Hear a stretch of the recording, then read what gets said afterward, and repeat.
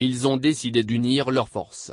Le Burkina Faso, le Mali et la Guinée ont appelé, jeudi 9 février, dans une déclaration commune à la levée de leur suspension de la Communauté économique des États d'Afrique de l'Ouest, CEDEAO, et de l'Union africaine, UA.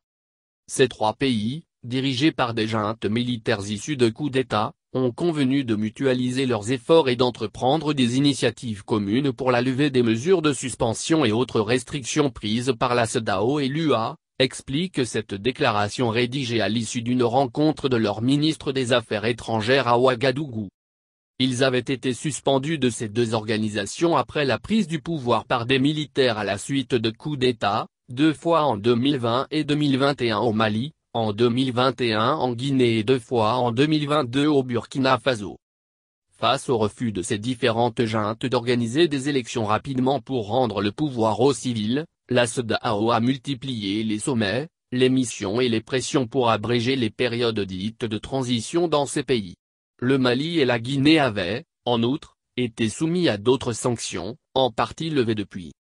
Aujourd'hui, les trois juntes mettent en avant la menace djihadiste pour appuyer leur demande de réintégration dans les instances régionales africaines. Dans le cadre de la lutte contre l'insécurité dans la bande sahélo-saharienne, les trois ministres ont relevé la nécessité de conjuguer leurs efforts et ceux des pays de la sous-région et de la région pour faire face à ce fléau, précise la déclaration, lue par la chef de la diplomatie burkinabé, Olivia Rouamba.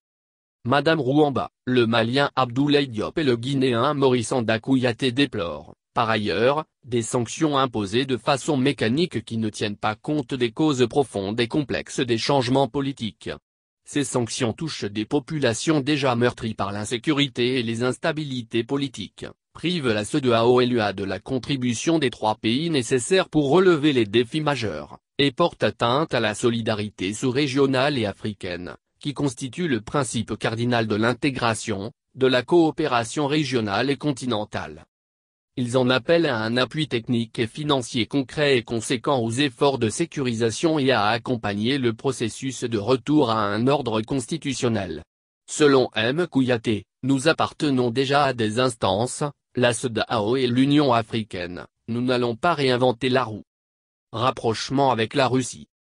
La rencontre de Ouagadougou s'est tenue 2 jours après la visite mardi au Mali du ministre russe des Affaires étrangères russe, Sergueï Lavrov, qui a promis son aide à la région sahélo-saharienne et même aux pays riverains du golfe de Guinée.